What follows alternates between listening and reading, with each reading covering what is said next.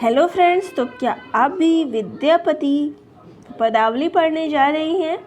तो देखिए, आपको विद्यापति पदावली पढ़ने से पहले विद्यापति जी के बारे में कुछ बातें जो है जानना ज़रूरी हो जाता है।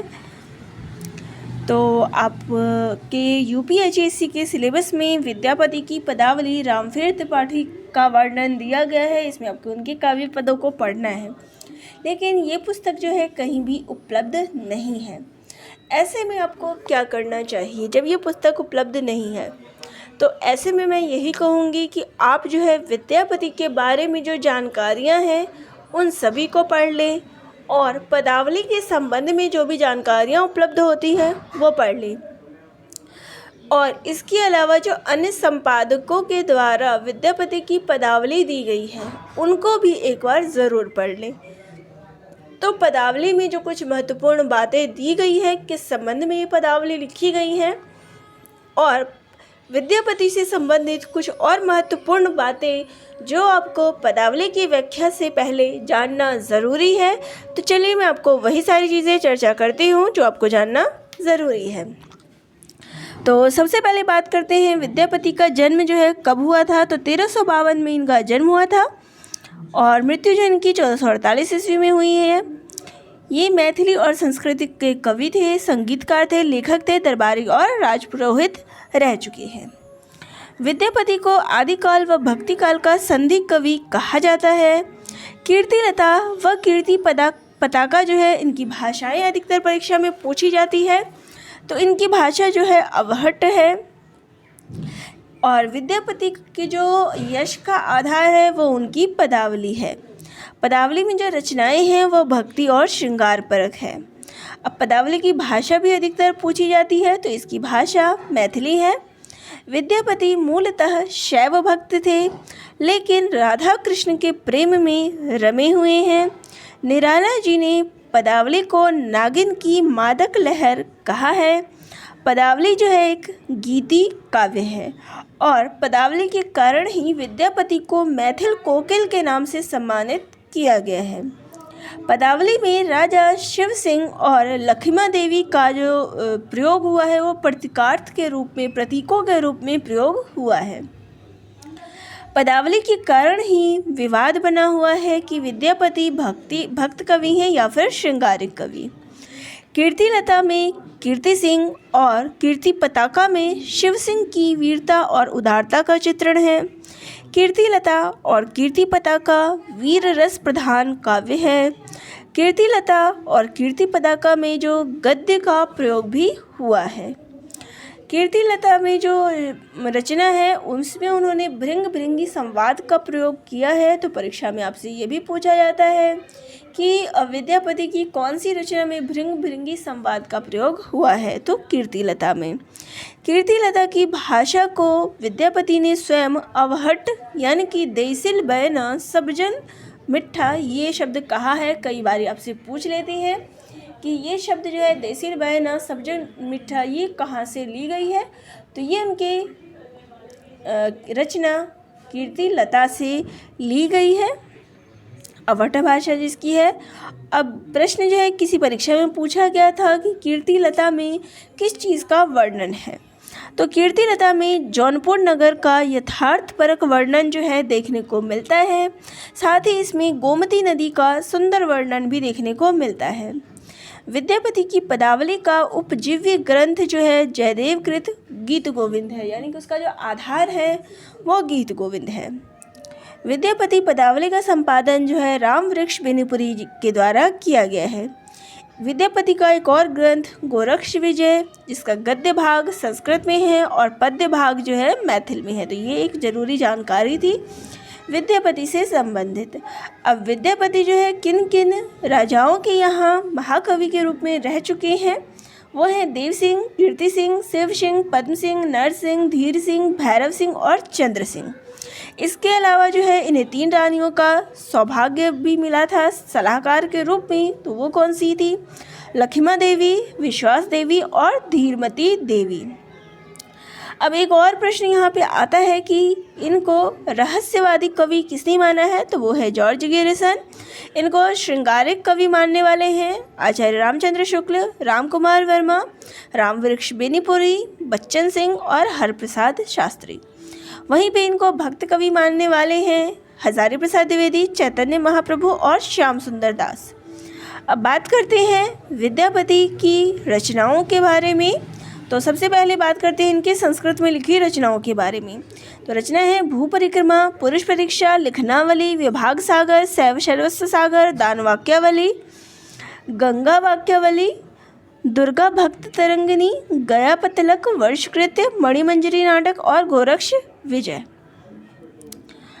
अगला है अवहट्ट भाषा में इनकी रचनाएं कीर्तिलता और कीर्ति पताका।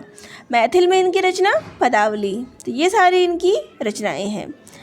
अब विद्यापति को कौन कौन सी उपाधियां मिली हुई हैं, तो इनको मैथिल कोकिल, अभिनव जयदेव, कवि कंठहार, कवि शेखर, नव कवि, खेलन कवि, कवि रसज्ञ, कवि रंजन, पंचानन, दशावधान आदि नामों एवं उपाधियों से जो है विभूषित किया है। तो चलिए कुछ और जानकारी अब इनकी पदावली के संबंध में हम जानते हैं। तो इनकी पदावली को जो है, जैसा कि आपको पदावली पढ़नी है तो आपको पदावली के बारे में जानकारी उपलब्ध होनी चाहिए। तो इनकी पदावली को 3 भागों में बांटा जा सकता है।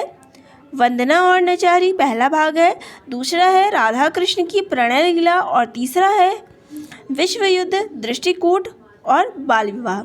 तो इन 3 भागों में जो है विद्यापति की पदावली को बांटा गया है। प्रारंभ में कृष्ण, राधा एवं देवी की वंदना है और अंत में प्रार्थना और नचारिया, जिनमें दुर्गा, सीता और गंगा जी की स्तुति के अतिरिक्त शिव के विवाह संबंधी पद जो है देखने को मिलते हैं। उन पदों में बहुत थोड़ा स्थान घेरा है, 3/4 से अधिक में वे पद हैं।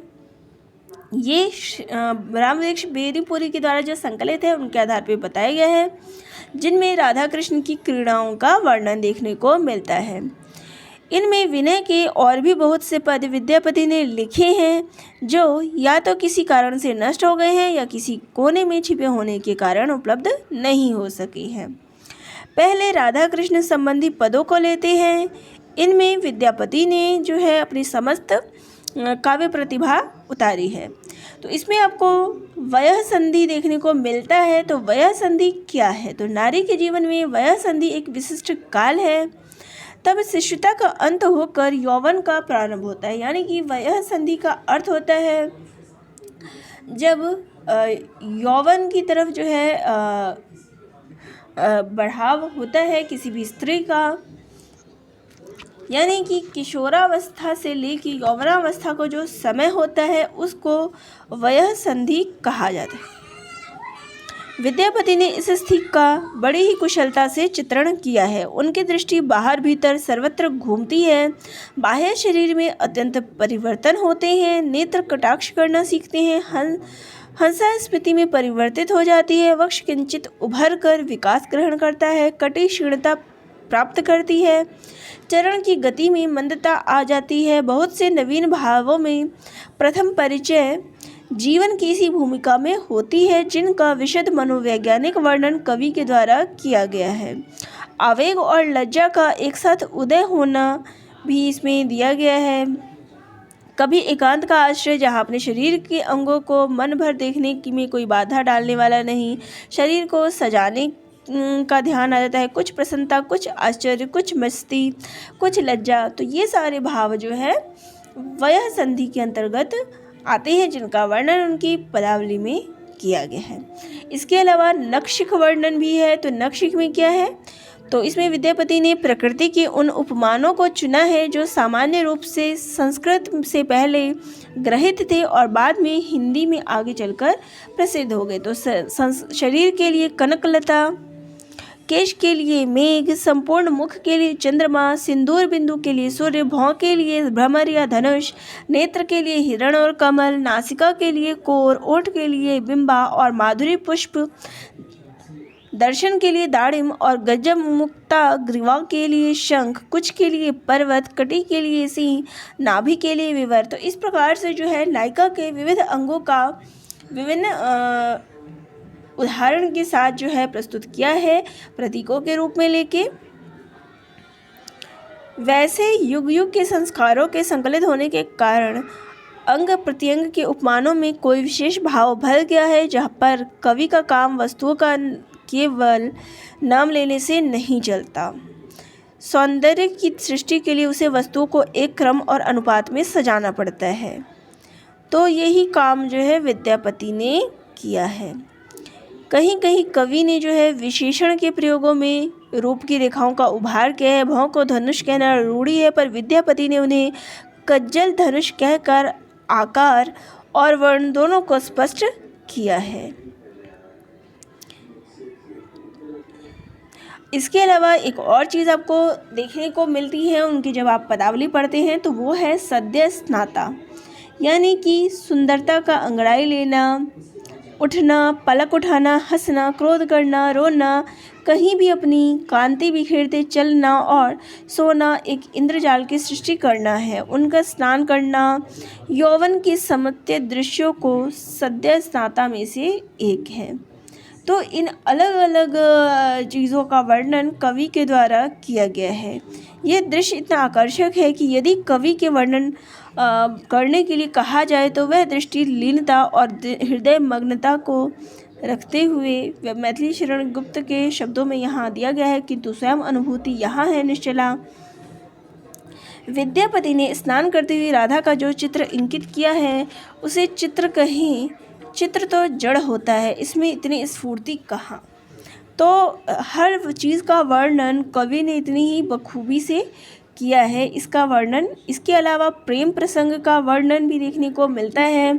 पथ में आते जाते राधा कृष्ण कहीं मिल जाते हैं। राधा सुंदरी है, श्रृंगार किए हुए है, ऊपर से नटखट भी है, अतः कृष्ण भी उन्हें देखने के लिए व्याकुल हो जाते हैं।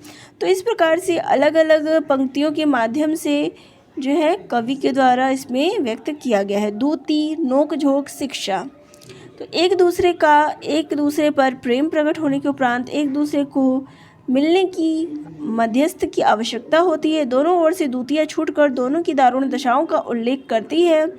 दूतियों को पूरी आग भड़काने वाली समझिए। कृष्ण की दूती, कृष्ण के प्रेम, कृष्ण की आकुलता, कृष्ण की अनन्यता का एक और वर्णन करके कृष्ण के प्रति राधा के आकर्षण को दृढ़ करती है। राधा के मुख पर ही राधा के गुणों का उल्लेख करके उसकी रुचि को जगाती है और साथ ही यही समझाती है कि यौवन क्षणिक है, किसी गुणवान के साथ उसका उपभोग ही जीवन की सार्थकता है। तो इस प्रकार से नोकझोंक की स्थिति का भी वर्णन इसमें किया गया है। इसके अलावा मिलन और उसके उपरांत का वर्णन जो है इसमें देखने को मिलता है। तो ये सारे इनके पदावली में किस प्रकार मान इन सारे चीज़ों का वर्णन विद्यापति जी की जो पदावली है उसमें आपको देखने को मिल जाता है। तो पदावली में हमें इसी प्रकार की चीज़ों का वर्णन देखने को मिलता है। ये मुख्यतः वो बिंदु थे जिनसे आपको परिचय करना ज़रूरी था, ताकि आप जब विद्यापति की पदावली को जानें तो उसमें किस प्रकार के पद दिए हुए हैं ये जानकारी आपको उपलब्ध होनी चाहिए। साथ ही आपको मैंने विद्यापति जी के बारे में भी एक संक्षिप्त विवरण दे दिया है। तो परीक्षा की दृष्टि से जो इस संबंध में पदावली के संबंध में महत्वपूर्ण था वो जानकारी मैंने आप सभी को दे दी है। और वीडियो अगर अच्छी लगी हो तो चैनल को सब्सक्राइब ज़रूर करिएगा, क्योंकि यहाँ आपको हिंदी साहित्य की इसी प्रकार की जानकारियाँ जो है उपलब्ध होती रहती है। धन्यवाद।